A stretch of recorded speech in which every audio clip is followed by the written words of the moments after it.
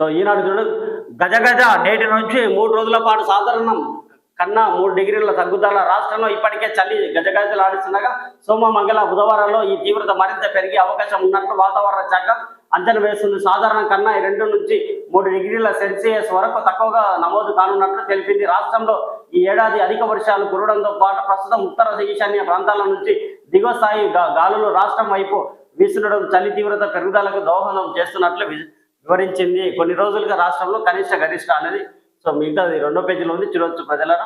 కేసీఆర్ కు గతమే భవిష్యత్తు లేదు, ఆయన తెలంగాణ ఆత్మనే చంపేశారు. 1.15 లక్షల ప్రభుత్వ ఉద్యోగాలున్నాయని చెప్పి 10 ఏళ్లలో ఎందుకు భర్తీ చేయలేదు?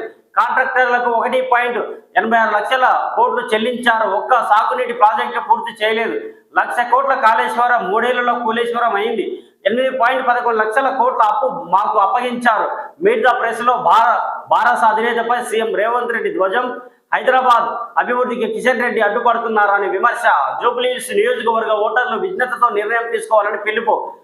తెలంగాణ ఏర్పడ్డాక జరిగిన మొదటి అసెంబ్లీ సమావేశాల్లో 1.15 లక్షల ప్రభుత్వ ఉద్యోగాలు ఉన్నాయని చెప్పిన అప్పటి సీఎం కేసీఆర్ 10 ఏళ్లలో ఖాళీలను ఎందుకు భర్తీ చేయలేదు? సాగునీటి ప్రాజెక్టుల కోసం కాంట్రాక్టర్లకు 1.86 లక్షల కోట్లు చెల్లించారు, కానీ ఒక ప్రాజెక్టును కూడా పూర్తి చేయలేదు. లక్షల కోట్లు ఎక్కడికి వెళ్ళాయి? 1.2 లక్షల కోట్ల బిల్లులు చెల్లించిన కాళేశ్వరం 3 ఏళ్లలో కూలేశ్వరం అయిపోయింది. దాంతో 1 ఎకరాకైనా అదనంగా నీళ్ళిచ్చారా? కేసీఆర్ అధికారంలో ఉండగా ఏడాదికి 2 లక్షల కోట్ల చొప్పున 20 లక్షల కోట్ల బడ్జెట్లు ప్రవేశపెట్టారు. అయినా ఒక్క నూతన విద్యా సంస్థ అయినా తీసుకొచ్చారా? యూనివర్సిటీలకు బీసీలైనా నియమించారా? వాళ్ళు నిర్మించిన సచివాలయం, కమాండ్ కంట్రోల్ సెంటర్, ప్రగతి భవన్తో ఒక్క ఉద్యోగమైనా వచ్చిందా? 500 ఏకోపాధ్యాయ పాఠశాలను మూసివేశారు. పేదలకు విద్యను, రైతులకు వ్యవసాయాన్ని, మహిళలకు రాజ్యాధికారాన్ని దూరం చేశారు. 5 ఏళ్ల పాటు మంత్రివర్గంలో మహిళలకు స్థానమే ఇవ్వలేదు. మొత్తంగా తెలంగాణ ఉద్యమం ప్రత్యేక రాష్ట్ర సాధన ఆత్మనే కేసీఆర్ చంపేశారు అని ముఖ్యమంత్రి రేవంత్ రెడ్డి విరుచుకుపడ్డారు.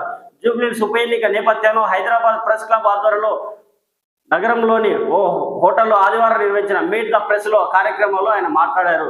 అభివృద్ధికి చిరునామా కాంగ్రెస్ అంటేనే అభివృద్ధికి చిరునామా. 2004 నుంచి 2014 వరకు కేంద్రంలో మన్మోహన్ సింగ్ సారథ్యంలో మా పార్టీ అధికారంలో ఉంది.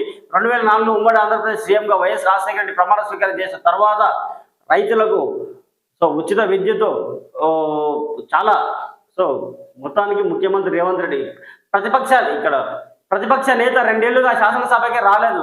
టీచర్ లేని బడిలాగా తయారైంది. భారత శాసనసభ పక్షం ప్రతి వస్తువుకు నిర్ణీత కాల పరిమితి